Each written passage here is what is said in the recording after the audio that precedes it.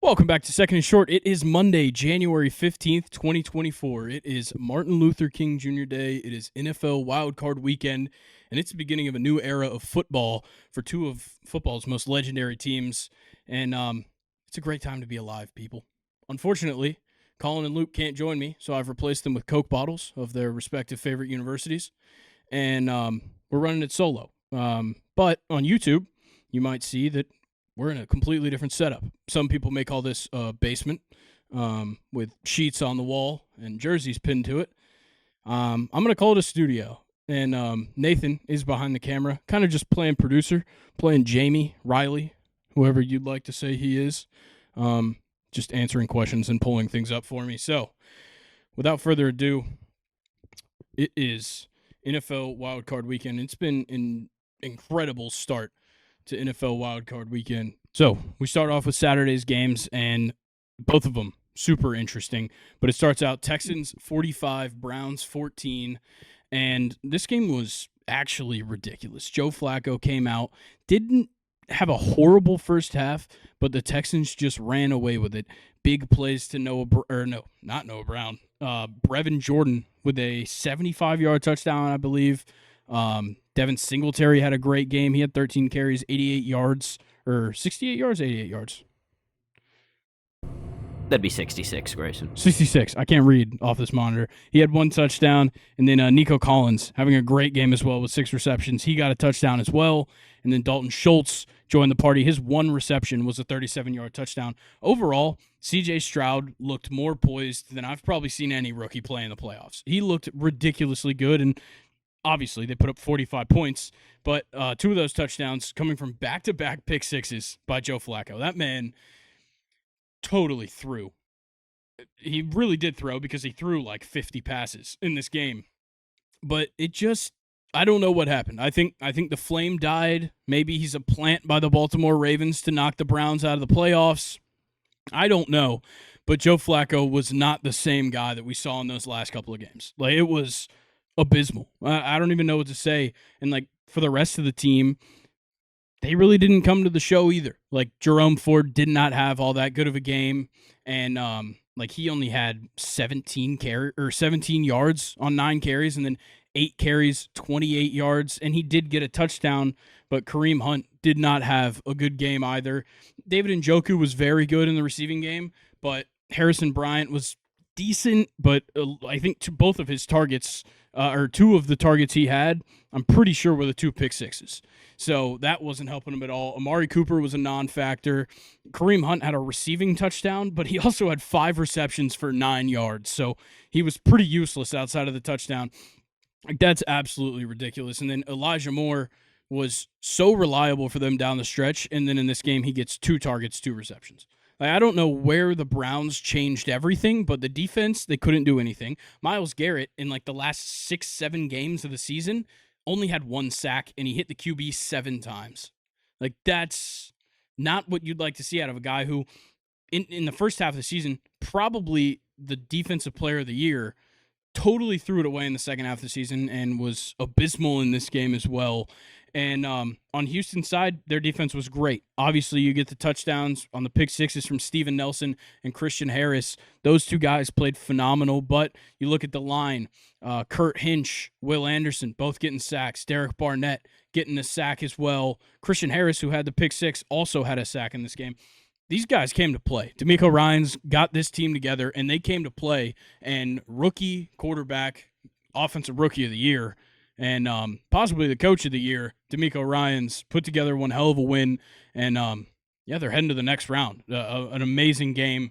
A game that they were not the favorite in. I believe the Browns were a 2.5-point favorite at game time, and the Texans came out with it. So let's get into the next game, though. Chiefs 26, Dolphins 7 in the cold, cold air in Kansas City. That stadium looked frozen. And then, like, there wasn't really even snow. Like, there was like a frost over the whole ground.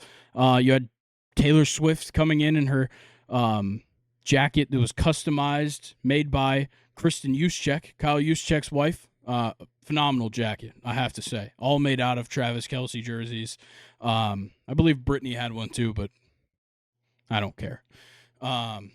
And look, the Chiefs, like, it all started off so sloppy. There was so many times they'd throw the ball up, the wind would kind of push it back towards them, and then, like, Tyreek Hill had a ridiculous touchdown, the only touchdown in this game, and that ball got thrown up in the air. He had to come back for it. Defensive pass interference on L'Jarius Sneed didn't matter. Tyreek Hill just kind of pulled his leg from L'Jarius Sneed's grip and took it for the touchdown. But, yeah, this game was sloppy. Rashee Rice had a fantastic game, though. A lot of targets, I will say. A lot of targets for Rashee Rice. And a lot of targets for Travis Kelce, who I believe dropped the 3 targets he didn't catch. But both of them had great games, notably Rashee Rice, who had eight receptions, 130, and a touchdown. In the running game, Isaiah Pacheco, out of the gate, super well. He had 24 carries overall in this game because of the cold air, because that football was frozen. And he ended up with 89 yards and a touchdown. I think he had like 54 in the first half. Tyreek Hill had obviously a great game, but just about all of his yards came from that one touchdown. He had 5 receptions and only 62 yards, and he had a 53-yard touchdown. Like, that's not the impact you want to see out of Tyreek Hill. I know the ball was literally a brick flying through the air, and Tua was abysmal. Like, he literally completed, like, by the end of it, he threw a lot of passes, 39. By the time that Tyreek Hill got that touchdown, I believe that was his 5th or 6th pass attempt. Like, Tyreek literally had to thaw out throughout this game. It was it was actually so bad, and totally lived up to the fact that Tua cannot play in the cold. And this showed it, because negative 30-degree wind chill for this game was absolutely atrocious. I can't imagine being out there. I'm wearing a sweatshirt and shorts in Georgia right now, but then again, I'm inside. I'd wear it outside too. And yeah, this game wasn't all that exciting. A couple of good runs by Pacheco, a couple of good, passing plays on both sides, but really not much going on here. And then we get into today's games, Sunday's games, and the Packers come out and shock the Cowboys. Holy shit. 48-32 final score, and the Packers are moving on. They knock out the never dependable Dak Prescott in the playoffs. Who, then again, Dak had to throw 60 passes in this game to try and come back and win, but he threw 2 picks. He still had 403 yards and 3 touchdowns. He had a rushing touchdown by Tony Pollard. He had an okay game, 15 carries, 56 yards, and a touchdown. Dak, pretty good on the ground, 6 carries, 45 yards. And then on Green Bay's side, Aaron Jones led this team all the way. Like, yes, Jordan Love had a great game. 16 for 21 is not bad at all, but Aaron Jones, 21 carries, 118 yards, and 3 touchdowns. And then when you look at the receiving game, it did not disappoint either. CeeDee Lamb and Michael Gallup both surpassing 100 yards. Jake Ferguson, 7 yards off, but he had 3 receiving touchdowns. And then on the Packers side, Romeo Doubs having one hell of a game, 6 receptions, 151 and a touchdown. A touchdown for Luke Musgrave, who has not played all that much this season, and a touchdown for Dontavian Wicks, who I have spoken very highly of all season. Tough game for Jaden Reed. I was hoping to see him make a much bigger impact. 3 targets, no receptions for Jaden Reed. But when it comes down to it, Jordan Love had a pretty good game. He led this team. He was kind of the guy. He's been so hot this second half of the season. And, 16 for 21, 272, 3 touchdowns. That's a great, great performance. Pretty similar to C.J. Stroud's, and a similar amount of points put up by that team. But yeah, overall, the Cowboys just fall short again, but this time their first loss of the season at home. They went 8-0 at home this season, and it comes to the playoffs for them to lose. It's kind of ridiculous, the fact that they even earned that seed just to get knocked out by Green Bay, who, yes, they were very good in the second half of the season, but not the best. Got to shout out the defense, though. Jair Alexander got his pick. No yards off the pick, no touchdown, but Darnell Savage, holy shit. 1 interception, 64-yard touchdown on that interception. And that kind of tells the story of this one. The Packers just complete dominance. Matt LaFleur and his guys move on. Matt LaFleur keeps his job. I think that was in question. But, yeah, Jordan Love looks great. This whole team looks great. Aaron Jones is in perfect form right now to head into the playoffs. And yeah, they're moving on, surprisingly, for sure. I think Cowboys were a 7.5 point favorite going into this game. So a huge upset by Green Bay and a fantastic performance. And then our next game from Sunday, Rams-Lions, is going on right now. Not too much to talk about considering it only started about 30 minutes ago, but Lions off to an early lead, 13-3 over their former quarterback, Matthew Stafford. Thus far, you got touchdowns coming from David Montgomery and a touchdown by Jahmyr Gibbs. Who would have guessed those two guys splitting the touchdowns? But right now, it just seems like Stafford can't really get the team down the field. I know it's only late in the first quarter, but 4 for 7, 40 yards, not too bad. Kyron Williams, not great either, not bad. 3 carries, 14 yards. But Jared Goff, perfect to start in this first quarter so far. He's 9 for 9. That's one hell of a start. And it's not even Amon-Ra St. Brown doing the work. He's only got 1 target for 1 reception for 5 yards. But Josh Reynolds, instead, 4 targets, 4 receptions, 75 yards. It's a great start for him. Jahmyr Gibbs got 2 receptions out of the backfield for 17 yards. And then Puka Nacua, the only one really doing anything in the receiving game for the Rams. But we'll try and give you some updates on that game kind of as we go. And then, of course, Steelers-Bills got postponed to Monday, I believe at 4:30. And we have Eagles-Bucks on Monday. That Steelers-Bills one was weird because it ended up being like the governor announcing it. And apparently the travel ban in Buffalo is still going to be going on Monday. So I guess the people that are getting paid $20 an hour to go, shovel the snow are still going to have to deal with it because, there's like a foot of snow right now in Buffalo. And I would not want to be there right now. At the moment, it is snowing. It is 13 degrees. And there's wind from 15 to 25 miles an hour. Snow accumulating to about 2 to 8 inches. Damn. Yeah, fuck that. I'm from Georgia. I don't do that kind of snow. I like light dusting. I like ice under the snow so I don't have to go anywhere. That's the kind of snow I want. I'd like to look outside. There's a nice coat on the grass, maybe an inch, maybe half an inch, but a little bit of ice. That's all I care about. And 8 inches, nah, I'm good. Nope. I'll pass on 8 inches. Nathan just gave me the nastiest look when I said 8 inches. Nah, I'm good.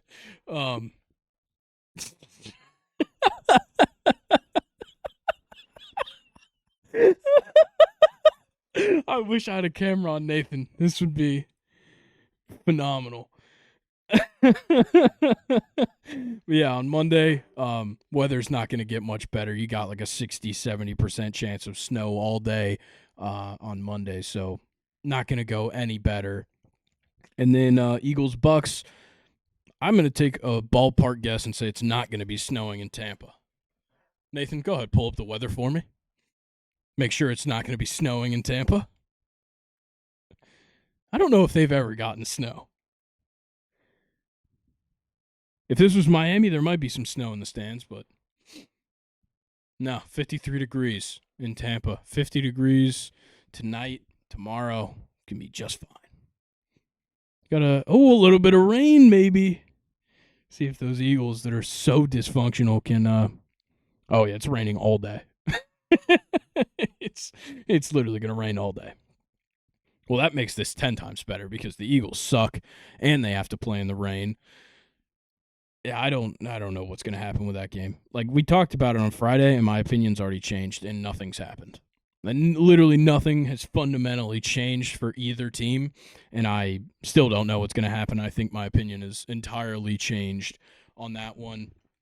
That's kind of it for the wild card games thus far. Obviously, it's Sunday, so there's not much to talk about. The Bucks, right now, a 3-point underdog, over/under at 43.5. I feel like the Bucks are covering. I feel like the Bucks are winning. I'd probably take Bucks money line at plus 130 on ESPN Bet, but I don't know. I don't live there, and I'm not 21. I think over/under 43.5 is tough. Like, I see this game as like a 21-17. I think it's an under. I just don't trust the Eagles at all. Then again, their defense has been abysmal, so maybe the Buccaneers could run it up, maybe get 28 on their own. But yeah, I don't know. That one's going to be tough. What's the over-under now in Steelers-Bills, Nathan? Let's get that pulled up. I'm very interested to see if that's changed because I know it was at like 34.5. Yeah, so it opened at 42.5. They've changed it now to 38.5, and I think it was as low as 34.5 when the game was scheduled for today. So 38.5. It's still going to be snowing. That's the problem. You know, and I don't think they're going to start shoveling till tomorrow morning. So yeah, I'm thinking under for sure. Like, this is going to be Najee Harris and James Cook running the ball. Maybe some Josh Allen designed runs. I will say Rudolph pretty good in the snow. Get that? You get it? No. Oh, all right.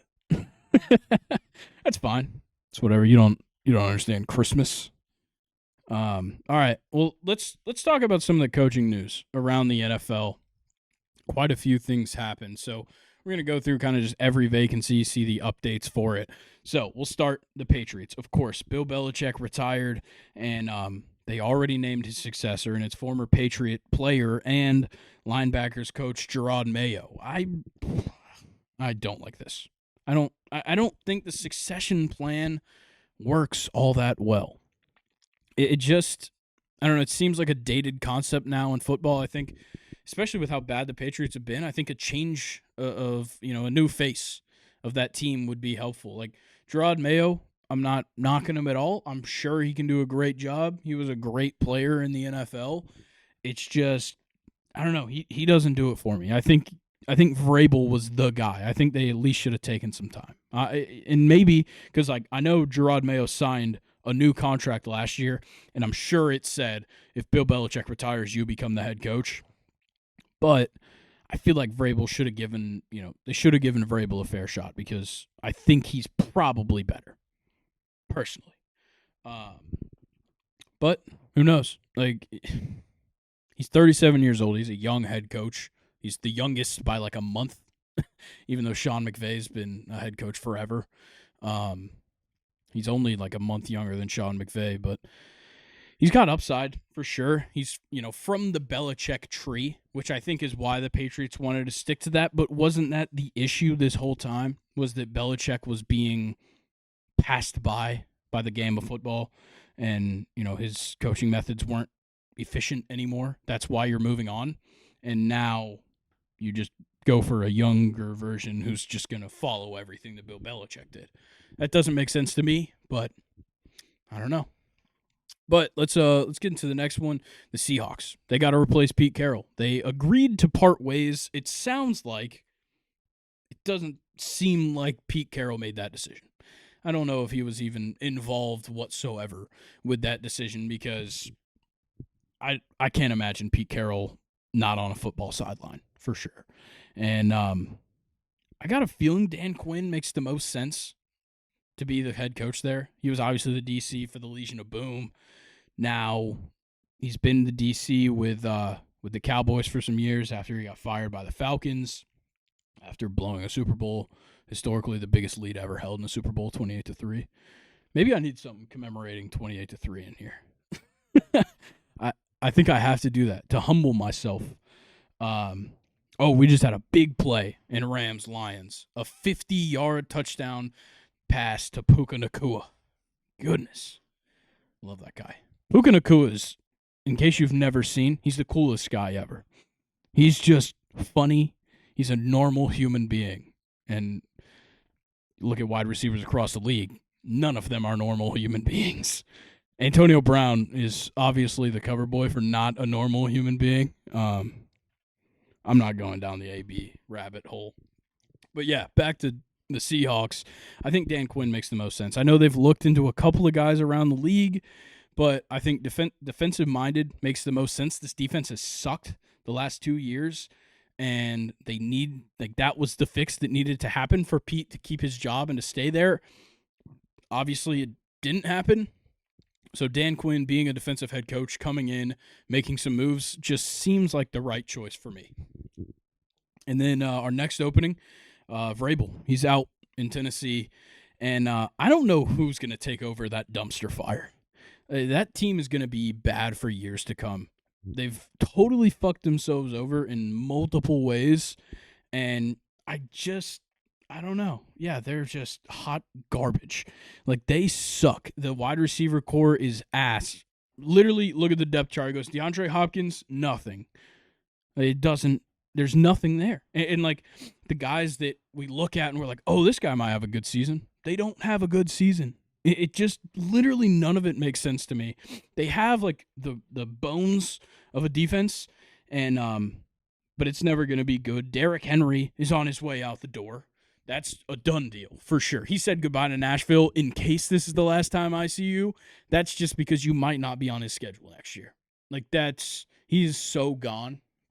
It is so clear.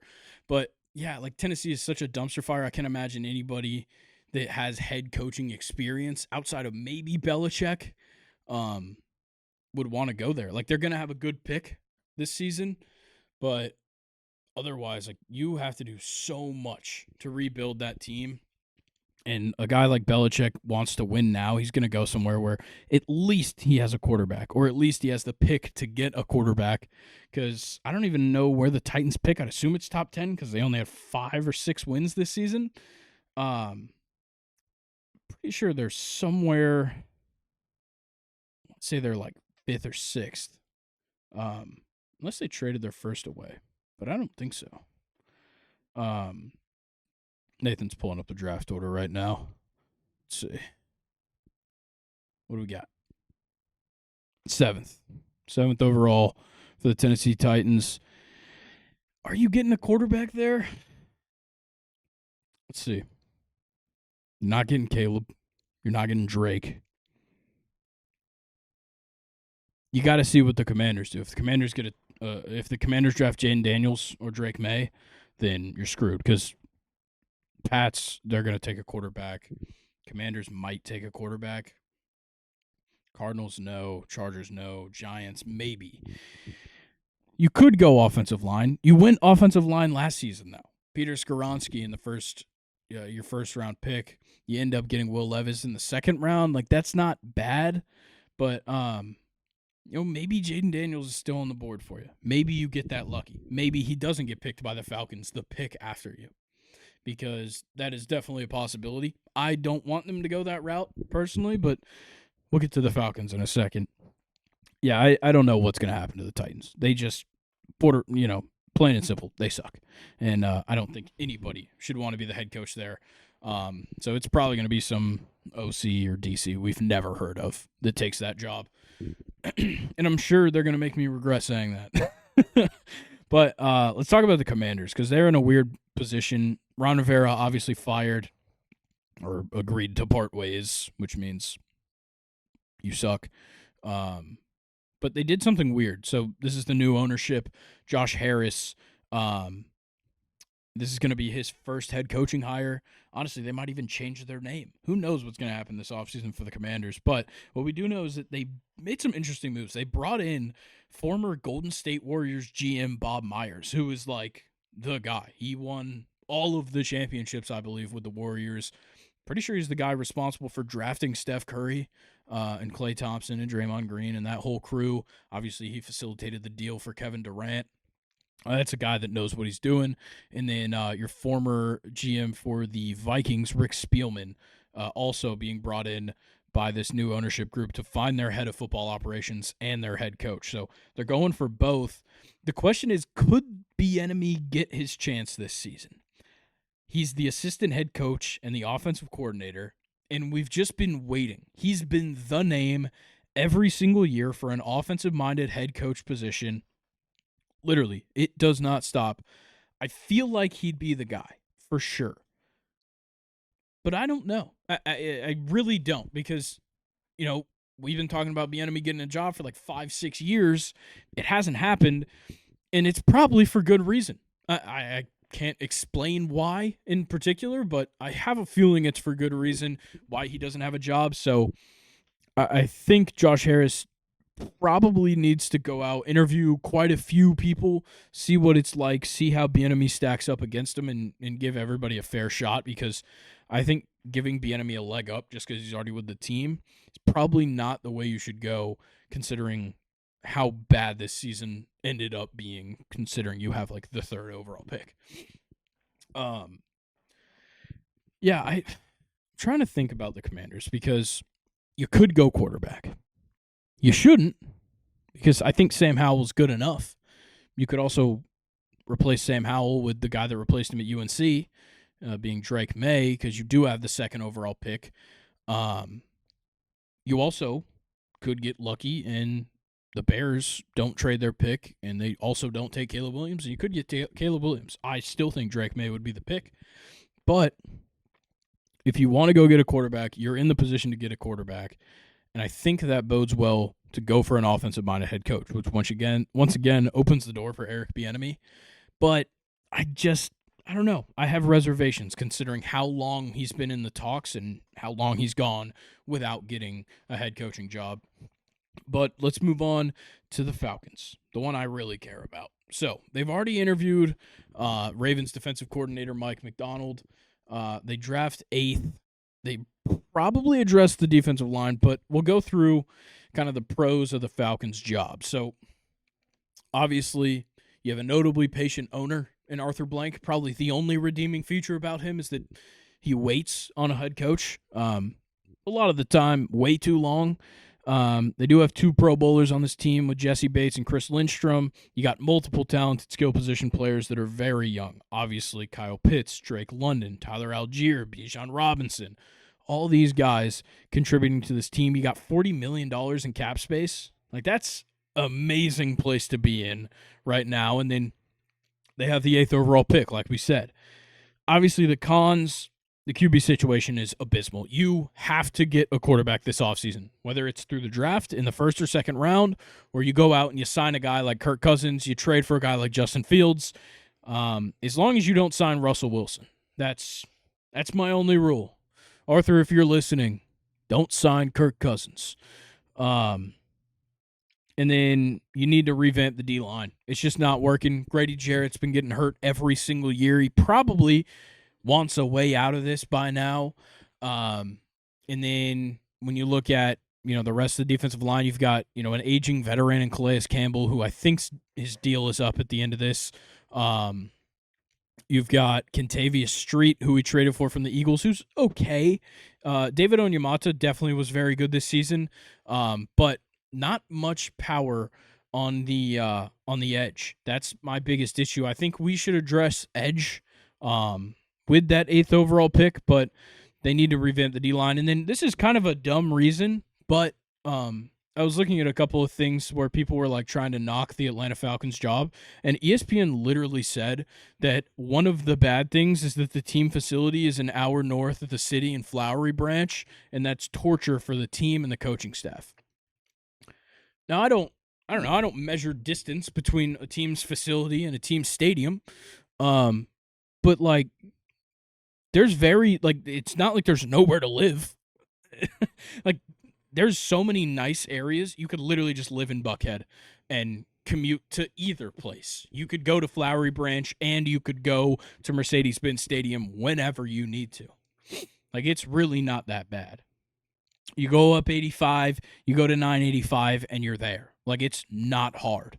But yeah, I think that's a bullshit excuse to be like, why would anybody go there? But they've already interviewed Mike Macdonald. I think there's plenty of other guys who should interview. I've kind of talked about them on the podcast before, but like Ben Johnson, of course, the OC with the Lions. I'm blanking on his name, but the Dolphins offensive coordinator as well. I think he'd work out well with this team. And then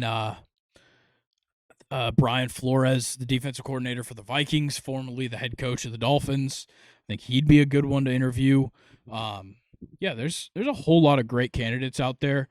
And I think the Falcons can't go wrong, offensive or defensive-minded head coach. I think either way, that's probably just the way to go this season.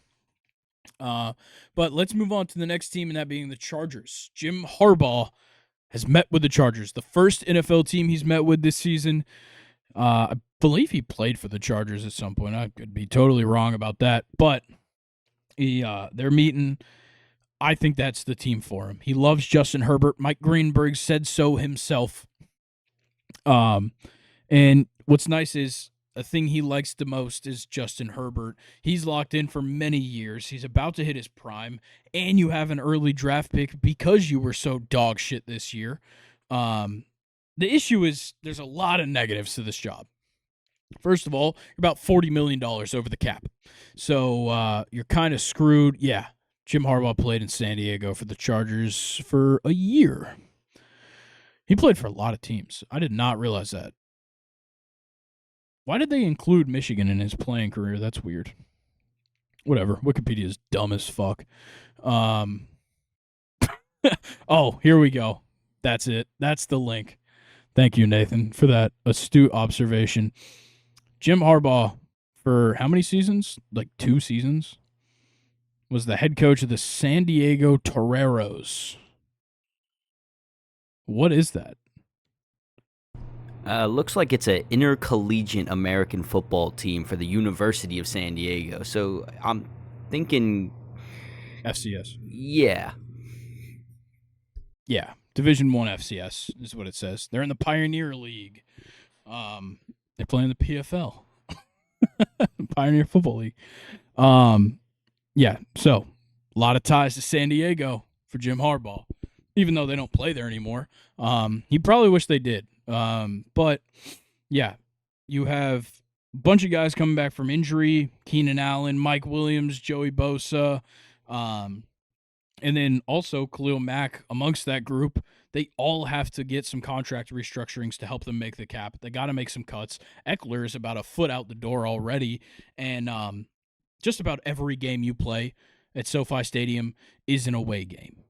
It's literally a road game every single time because you have no fan base. You have that one crazy lady that they showed on ESPN. I'm still convinced she's an actor. I'm not going to believe anything else, but she is definitely an actor because nobody cheers like that. I'm sorry, nobody cheers like that, especially for the Chargers.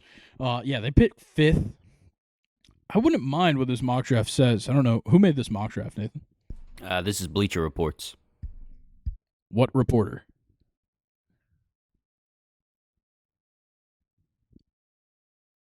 Christopher Knox. Okay, so Christopher Knox has Brock Bowers going 5th overall to the Chargers. I don't hate it, but, like, you have talented tight ends. Gerald Everett and Donald Parham aren't bad at all. But, I don't know. It's kind of weird. And then, so with the Chargers, you know, they are just now meeting with Harbaugh, but they've interviewed quite a few people already. They've already interviewed 49ers DC Steve Wilkes. They've interviewed Ravens OC Todd Monken, which I think is kind of surprising. He only got to the Ravens at the beginning of this season. He's already getting head coaching interviews, and then you got Raiders defensive coordinator Patrick Graham, and then, of course, the Chargers interviewed their interim head coach Giff Smith and their OC Kellen Moore, and then they're requesting an interview with Mike McDonald of the Ravens as well. Oh, score update. In the Lions-Rams game, a Sam Laporta touchdown for 2 yards on a 11-play, 75-yard drive. Lions up 21-10 about halfway through the second quarter. Yeah, so that's kind of it for the Chargers. Let's get into the Panthers job. Got to be the least desirable job in the entire NFL. You have a second-year QB, which I guess is pretty good. That's nice. You got a guy that should be good. You got some great young talent on defense: Brian Burns, Derek Brown, J.C. Horn. You got $40 million in cap space. You got the league's second richest owner. Unfortunately, the owner's a jackass. They have had 3 coaches in 5 years. The offensive line is non-existent. The wide receivers are garbage, and Bryce Young has not shown anything in his 1 season. And, they don't have a first overall pick. They were the worst team in the league. They traded it to the Bears last year, and they're also the worst front office in the league. This is literally like signing your contract with the devil. You go to hell immediately. As soon as you work for the Panthers, you're fucked. David Tepper is going to throw a drink in your face, and then he's going to fire you. Nobody should want this job. Unfortunately, nobody should want this job. Maybe Ron Rivera wants his job back. I don't know. But I can't imagine anybody is interested in taking this job with how much of an idiot David Tepper is and how bad that team is set up right now. I know that they want to stick offensive-minded. Maybe go for a dumbass like Arthur Smith. I think that would be not a bad idea. He's a bitch.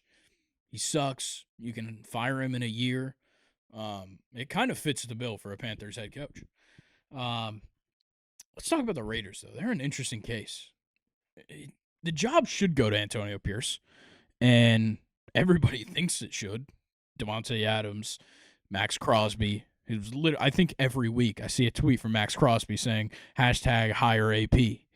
But will Mark Davis, cave to the peer pressure? Obviously, he ignores what the public says, considering his haircut. But you got some good parts of this job. Devontae Adams is there under contract. Max Crosby under contract. Daniel Carlson, I said the kicker. He's probably the last good player. But the rest, the good part of this team is the location. Vegas is the place to be for sports right now. Everybody wants to go to Allegiant Stadium. Everybody wants to go even watch the Vegas Aces WNBA team. Everybody wants to see them. Everybody is preparing for the Oakland Athletics to move there. You want to see the Sphere. Literally everything is going on in Vegas right now, and it's literally the place to be for sports. And no income tax. That's nice. But honestly, I think you go wrong if you don't go Antonio Pierce. He is the guy for this job. Biggest issue, Aiden O'Connell might be your best choice at quarterback. That's not good. Jimmy Garoppolo is there for the time being, but there's something about Jimmy Garoppolo that I just can't take serious. I can't go into a season believing that by week 7 he's going to be starting a football game. It's not possible. I don't know. And they also need to find a GM. I have seen that Harbaugh is linked to this job, which is nice, but Chargers kind of beating them to him. But Harbaugh's linked there because he started his coaching career with the Raiders in 2002, and he also hired Don Yee as his agent, who is also the agent of minority owner and greatest football player alive, Tom Brady, which definitely helps. I think the Raiders' job is interesting because, like I said, there is some good talent. You've had some very good early draft picks over the last couple of years, but overall, you don't have the best stuff going on. He was the QB coach for about a year for the Raiders. Not bad. But I don't know. It doesn't seem like Jim Harbaugh's job. I feel like Jim Harbaugh's going to the Chargers, and I feel like Antonio Pierce has earned that job in Vegas. That's kind of it for the NFL. That's all for the NFL. That's all the coaching vacancies. At least as of now, there's no telling what somebody could do in the offseason. That's it. So let's get into some MLB news. Not too much going on. Quite a few moves that were nice. Start off, Japanese free agent Shota Imanaga signed a 4-year deal with the Chicago Cubs. Can you pull up the AAV for that contract? I can't remember what it was. He's making a decent amount of money. It's a deal that makes sense. It's not a Yamamoto. I think he's making 15 a year AAV. Yeah, 15 mil average annual value on that contract. I love it. The Cubs needed to go out and get starting pitching. Obviously, the next point is that they lost Stroman. But they have Justin Steele still there. They missed out on Shohei. They missed out on Yamamoto. They go out. They get Shota Imanaga, who I really do think he's going to be fantastic. He's 30 years old, which is concerning. I think that's why they went short term, only 4 years on his deal. But he's a great pitcher. Like, he was fantastic in the NPB. Just kind of was unfortunate to stay there that long. So, yeah, I think we'll have to see. Did he play with Trevor Bauer? Okay. I thought somebody had brought that up before. But, yeah, Shota Imanaga is now... That's not right. Dude, StatMuse is the dumbest thing ever. I hate StatMuse with all of my being. But we'll move on to the next move. Marcus Stroman signed a 2-year deal with the Yankees. This one, kind of surprising.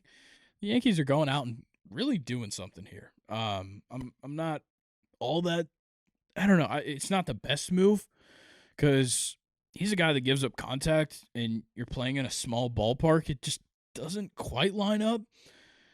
Also, he's a guy that obviously did not respond well to the New York media, considering he got to the Mets in the COVID year, sat out the entire COVID year and left, and the entire New York media hated him.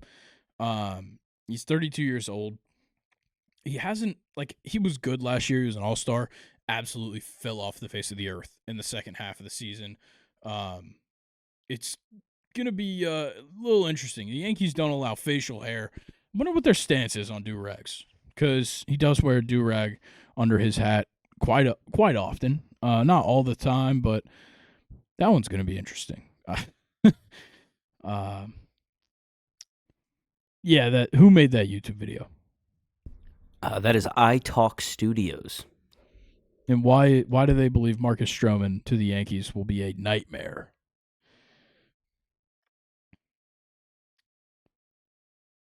Let's see. Or big success. That's so stupid. That's such clickbait. Fuck that guy. Yeah, fuck iTalk Studios. I'm just kidding. Maybe? I don't know. I've never seen any of your videos. Yeah, look, Stroman could be good. It could be bad. I don't know. We're going to have to see. This is a fantastic comment. If Marcus Stroman can just play to the back of his baseball card and limit his time on social media, then this will be a really nice signing when it's all said and done. That's good. I like that. Yeah, no, I agree. He never plays as good as anybody thinks he should. That's what's happened every year, especially since he's left Toronto. He's just not been good enough. Score update for the NFL game. Rams scored another touchdown. This time, Tutu Atwell for 38 yards. 17-21 Lions at the moment. So Thursday was arbitration avoidance day. If you want to know all of the people that avoided arbitration, go look at the list. It's long. The only one that matters is that Juan Soto signed a ridiculous 1-year, $31 million deal just to avoid arbitration. Who does that? I know that it's just a, figure things out later kind of deal, but $31 million is not something you figure out later. That's an absurd amount of money. Yeah, let's see what you can buy with $31 million. Nathan, pull up Zillow. Let's find a house for $31 million. Let's just assume he's not going to pay taxes. He's going to pull a Cristiano Ronaldo, not pay taxes. For sale. Anywhere. Take off New York. Just anywhere. Actually, you could probably find a studio apartment for $31 million in New York. Let's see. Here we go. Oh, perfect. Okay, so that's about double. $65 million for what is that? A penthouse? That's a townhouse. Okay. Maybe do let's see, anything. I think 40's good. If you've got 31, you've got 40. I feel like that's probably the case. There we go, $39,950. It's got a pool? Oh, pull that shit up. 50 United Nations Place? Or is that Plaza? Oh, dude, if your road is Plaza, you're absurd. You've got me fucked up if you got a pool on the side of your house on United Nations Plaza. Fuck no, dude.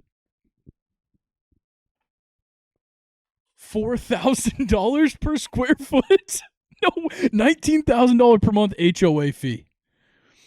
What the fuck? Ain't no fucking way. 5-bed, 8-bath, 9,704 square feet for an apartment. That'd be a beautiful place to take a bath. I don't know why there's a chair next to the bathtub though. That's questionable. That's fucking weird. You got a fucking Peloton in the living room?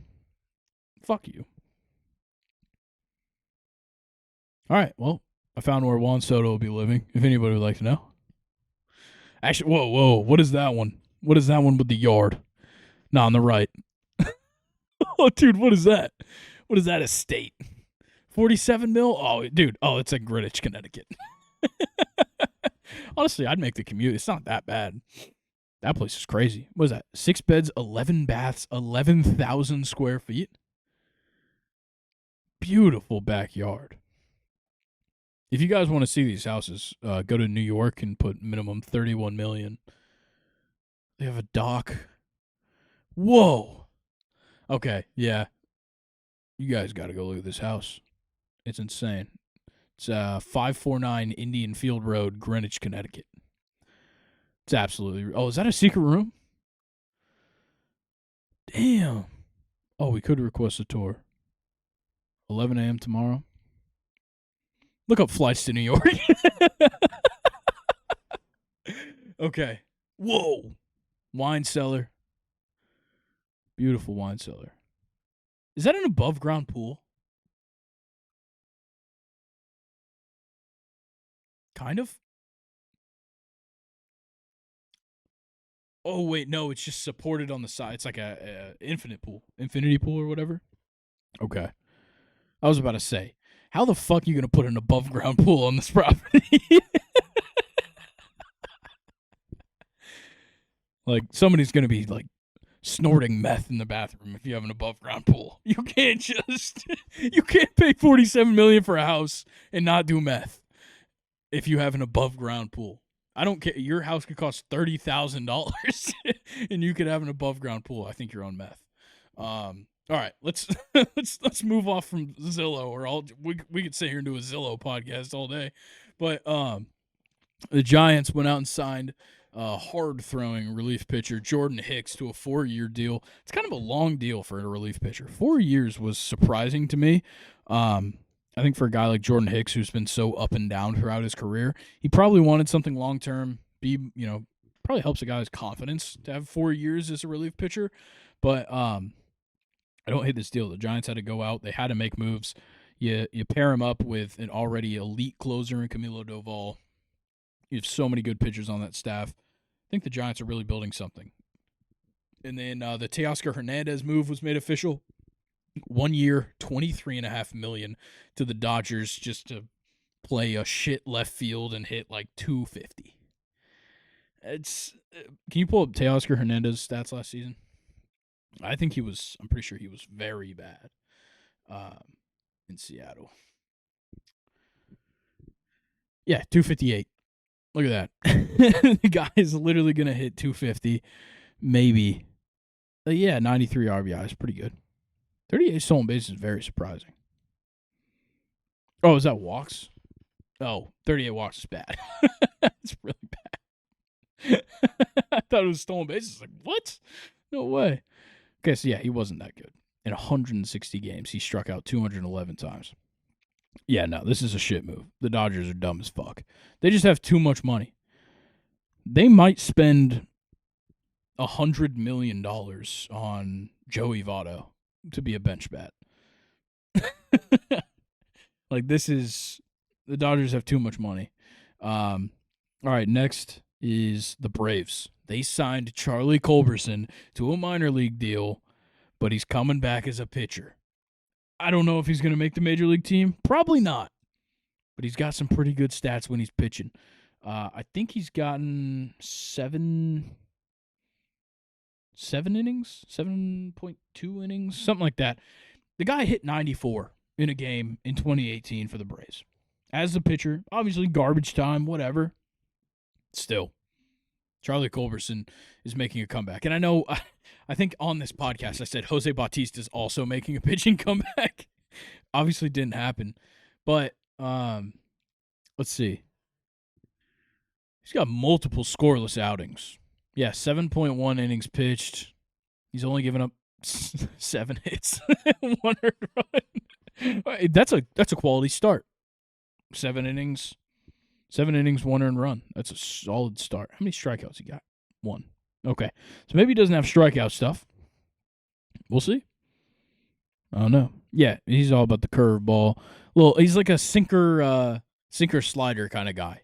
He's not trying to strike you out, but he's definitely going to mess you up. All right, next move, though. 6 teams. Well, these aren't moves. These are just rumors. 6 teams are in on J.D. Martinez. Some likely candidates, the Mets, the Tigers, the Blue Jays, and the Angels. J.D. Martinez is so past his prime. Like, he's still very good, but I'd say he's past his prime. He's definitely not going to be getting the money that most people would have assumed he'd be getting, at least back in the day. But now I think he's done a pretty good job. All right, we plugged the computer in. Nathan took a pee break. We're good to go. All right, next thing. So, Blue Jays. They're monitoring Blake Snell right now.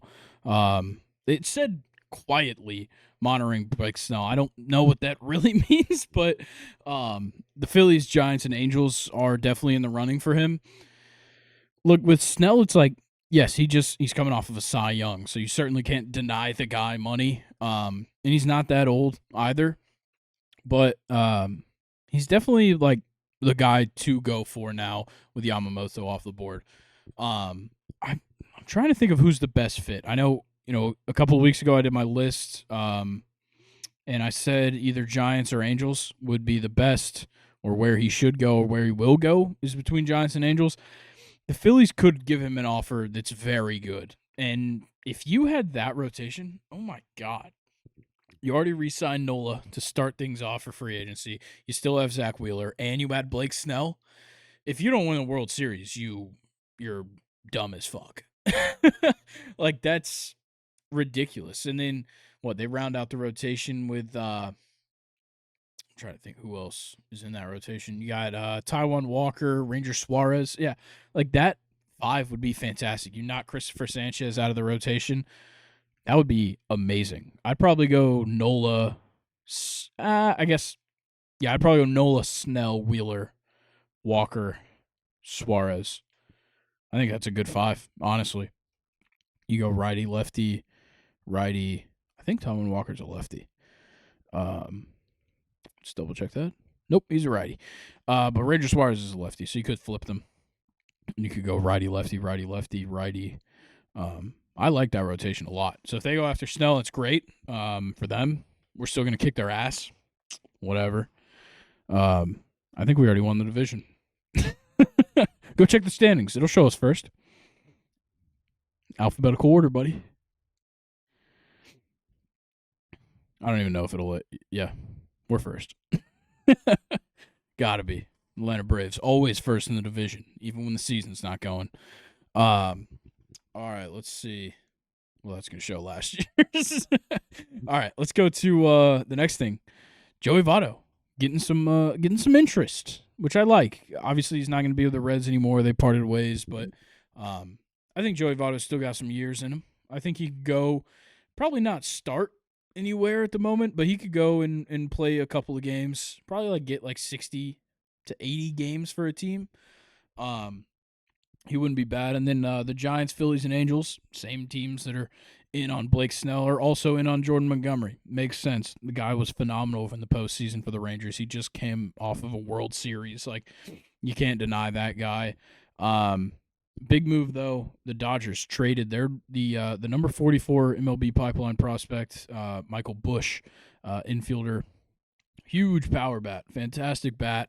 Not great in the field. Doesn't really have a position just yet. They know he's going to play the infield, but he's going to the Cubs. That's a good move for the Cubs. They need to add a little bit of youth to that team. Obviously, you have the infield pairing of Nico Horner and Dansby Swanson.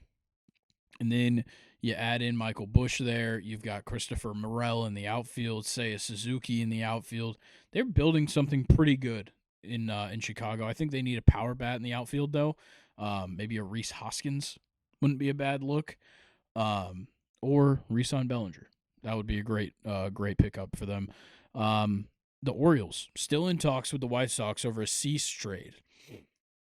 They're probably the only team that could do it right now. They've got enough young talent that they probably more than likely need to offload. They almost have too much good talent on the Orioles. I think they could make a deal work with Dylan Cease. I think it's definitely possible because, look, Cease is just fantastic, and I think the White Sox are going to over-ask for anybody right now just because they need everything they can get, but I think the Orioles can make a deal work. Maybe it's tough because Jackson Holliday's now moved into the infield, so he's going to be playing shortstop. Maybe you throw Jorge Mateo over there. Maybe throw in, one outfielder that's in the minors, one pitcher that's in the minors. I honestly think they'd be fine getting a deal done with the White Sox. The Mets are in the starting pitching trade market. They're looking for someone to add to that rotation. It's a questionable rotation for sure for the Mets. Not great, and you got guys still injured. It's not a good look right now for the Mets. So being in the trade market right now makes sense. And then the Rays are shopping off DH Harold Ramirez, who had a pretty good season this past year. It wasn't amazing, but definitely was an impact bat for one of the best teams in the league last year. So that wouldn't be a bad pickup for a couple of teams. I don't really know who's looking for a DH right now in particular. Seems like a lot of teams have that spot kind of nailed down, but I'm sure somebody's going to trade for Harold Ramirez when it's all said and done. And I think that's about all I've got for the MLB. Let's go ahead and get into some college football news. Obviously, Nick Saban retired. That's kind of the source of almost all of the news in college football right now. Obviously, the season's over. Michigan already won. Nobody cares because Jim Harbaugh's leaving and J.J. McCarthy's probably leaving. I think that is coming out soon. You got a whole lot of stuff going on, but Nick Saban's replacement has been found, and it is former Washington head coach Kalen DeBoer. I love that move so much. It is, first of all, because it's not Mike Norvell, and second of all, because I think Kalen DeBoer is a fantastic coach. He's come through pretty well, honestly. I do think it's interesting what the reaction's been. By players, it makes sense. Some guys leaving Alabama, some guys staying. A lot of guys leaving Washington. Can't really blame them considering DeBoer left. But Bama probably going to replace Tommy Rees at OC. Probably go pick up the Washington OC from last year that they interviewed. I think his last name is Grubb. Jonathan Grubb, maybe. Can't quite remember his first name, but I think Tommy Rees probably needs to be replaced. And then they also need a new defensive coordinator because Kevin Steele retired. They've got a couple of options. I think Glenn Schumann coming from Georgia to Alabama wouldn't be that bad. I think it'd be a good move. It probably isn't the best move for Glenn, but for Bama, it would be a fantastic move. You could promote Charlie Strong, who has a good track record as a DC, not as good as a head coach, but he's an analyst right now at Bama. You go get a guy like DJ Durkin. He got fired from A&M, so he's looking for a job. Obviously, Alabama has been seen as like the second chance for a lot of coaches. I don't know how good that's going to be though. Now, is it really going to be like that? Because Saban could just kind of, make a guy do what he was supposed to. I don't know if DeBoer is going to be able to do that. I think DeBoer is going to need the helpful assistance. And I think early on in Nick's career at Bama, he needed the assistance. And you've seen that because his coaching tree is ridiculous. When he won a national championship with LSU, he had a ridiculous coaching staff. And he's had a ridiculous coaching staff at Alabama every single year. So I think DeBoer is going to go out. He's going to get the right DC. They're going to get, they're going to figure things out with the offense. But they did lose some recruits, and they lost some players to the portal. So you got wide receiver Isaiah Bond heading to Texas. That's tough. That's tough. A lot of Bama players wanted him to stay, but I don't know.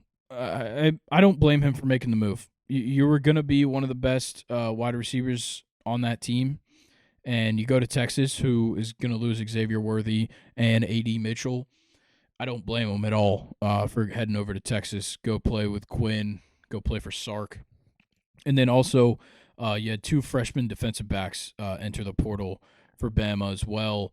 And then the number 3 wide receiver in the 2024 class, Ryan Williams, decommitted from Bama. There's a whole lot going on with that team. I believe the corner that I'm speaking of, one of them was Damani Jackson, I believe. Or no, he just transferred in. Okay, so they've got 3 guys transferring in. LT Overton from A&M, Damani Jackson from USC, and Nikhil Bertrand from A&M as well on the offensive line. So, yeah, they've got some transfers coming in. I think a lot more guys will transfer in. You might have a couple of Washington guys transfer in, just kind of following DeBoer. But, with DeBoer exiting, a lot of Washington players going to the draft. Roma Dunze, Jalen Polk, Dylan Johnson, Jalen McMillan, and Roger Rosengarten. I don't even know who that guy is, but I heard he's pretty good. And also his last name is Rosengarten. But yeah, a lot of guys going to the draft. Obviously, Penix is going to the draft because he's like 30. I don't know if some of these guys should have gone. Obviously, Rome should have gone. Dylan Johnson should have gone. Jalen McMillan and Jalen Polk might need a little bit more to prove. They're going to get picked. Don't get me wrong. They could go earlier if they stayed another year. I don't know if Jalen Polk had a choice. I think Jalen McMillan did. Nonetheless, you had 2 coaches get extensions right after being rumored to be going to Bama. Sark and Mike Norvell both signing extensions. Norvell, I think he got 8 years. He's getting $10 million a year, or more than $10 million a year, despite the NIL violations. Which let's talk about those FSU NIL violations because this story is ridiculous. So our offensive coordinator, Alex Atkins, got a 3-game suspension to start next year, and FSU must dissociate with a booster for 3 years and his NIL collective for 1 year because it's something they did back in 2022-2023 season where Alex Atkins drove a transfer recruit to meet a booster who then offered the player $15,000 a month to play for FSU, and then he just took himself out of the portal, stayed at his school, and then most likely reported them. Why the fuck you getting the offensive coordinator to do that? Get some fucking schlub that goes to Florida State and be like, yo, dude, $10. Drive this kid to this booster's house. He'd be like, okay. Make him sign an NDA or something. It's not that hard to just work around it. Why out of everybody, the offensive coordinator, why him? He's like an actually important part of this team.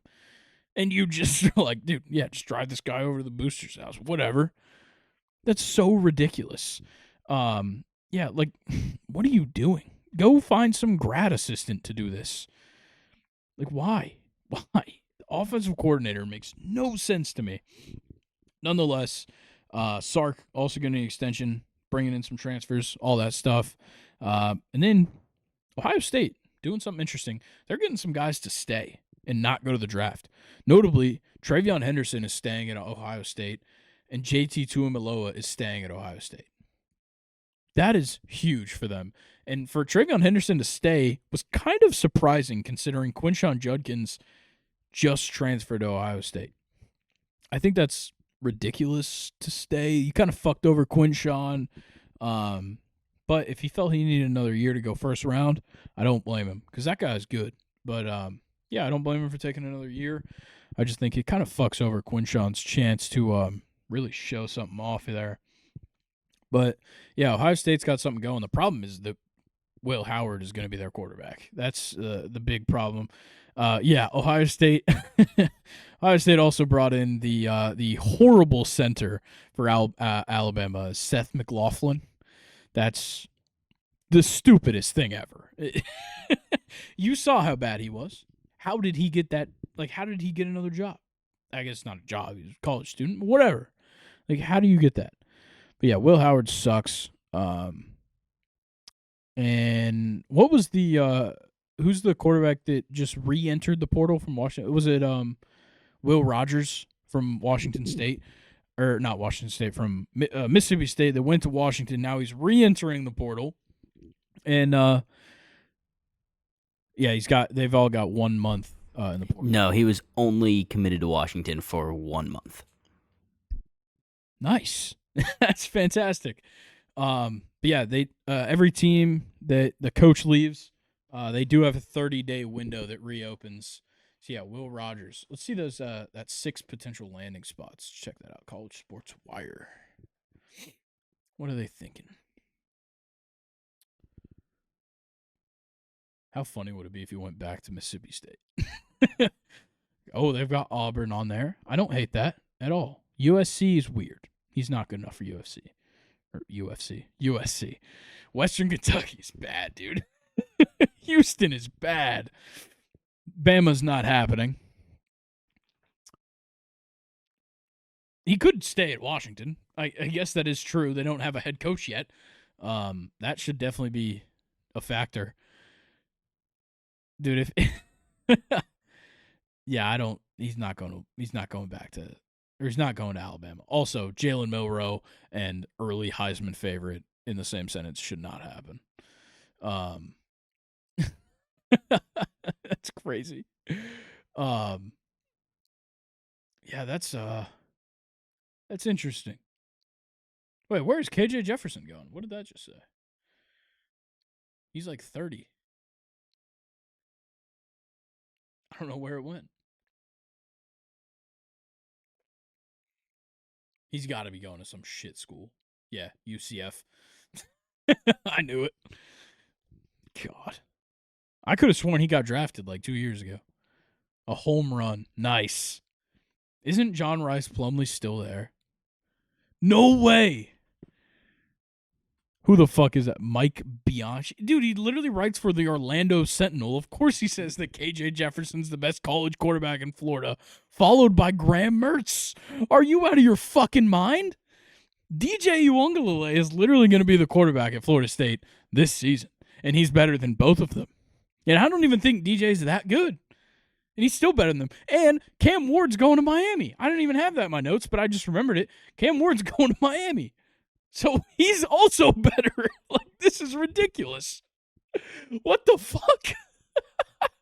Yo, Mike Bianchi, or Bianchi, you are the most biased writer I've ever seen. He's probably the same guy that wrote the Orlando Sentinel thing from 3 days ago and says it's a home run for UCF. This guy loves KJ Jefferson. What the fuck? No, Chris Hayes, you're also dumb. You look weird. Bro looks like a gremlin. I like having somebody pull this stuff up for me. What the fuck is that? Oh, okay. Dude, that's so dumb. Yeah, I can't believe that was said.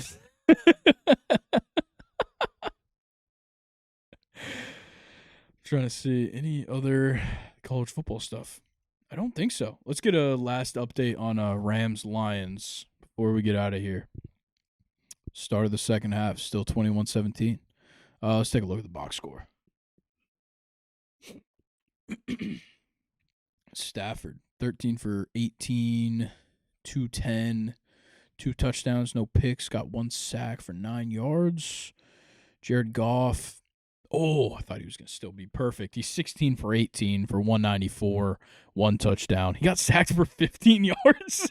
He got 1 sack, 15 yards. David Montgomery, 10 carries, 43 yards, touchdown. Jahmyr Gibbs, 4 carries, 26 yards, and a touchdown. Kyron Williams, not doing too hot. 6 carries, 22 yards. Puka, oh my goodness, 5 receptions, 106 and a touchdown. Tutu Atwell's only target was a touchdown reception for 38 yards. Demarcus Robinson's got 2 receptions, 33. What the fuck's Cooper Kupp doing? 5 targets, 2 receptions for 13 yards? That's dog shit. And then Josh Reynolds still leading the way, 5 receptions on 5 targets for 80 yards. Seems like they're putting the locks on Amon-Ra. The two incompletions that Jared Goff has are to Amon-Ra St. Brown. That's crazy. And then Laporta's got the receiving touchdown, one of his 2 receptions. Yeah, interesting game. Goff didn't fumble the ball, but they kept it. 2 sacks for Aiden Hutchinson. His 2 solo tackles of the game are 2 sacks. Wild. And then the Rams' Ernest Jones has a sack. Looks like that's really about it. Yeah, Brett Maher hit a 24-yard field goal. That's better than he did last year for the Cowboys.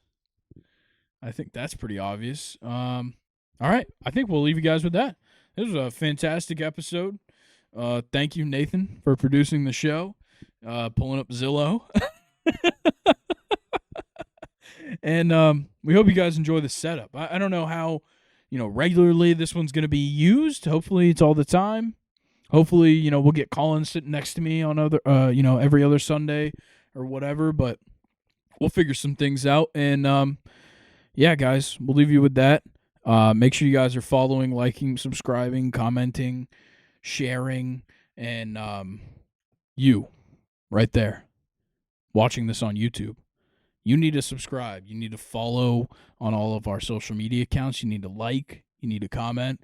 You need to turn on notifications. But for the rest of the people, I feel like what you need to do is join the Reddit. Everybody needs to join the Reddit. It's r/2nd 8nd short. It's that easy. And look, I know all of our followers are short, so I know you know how to spell that part. But go ahead, get those questions submitted by Thursday about midday so you can be on the next edition of Questions Time. And, yeah, I think that's about it for the people. We'll see you guys later this week, me and Luke, on Friday, hopefully. Hopefully it's me and Luke on Friday. And, yeah, enjoy Monday's football. Enjoy the rest of the week. Enjoy the day off today for Martin Luther King Jr. Day. And we'll catch you guys later. Peace.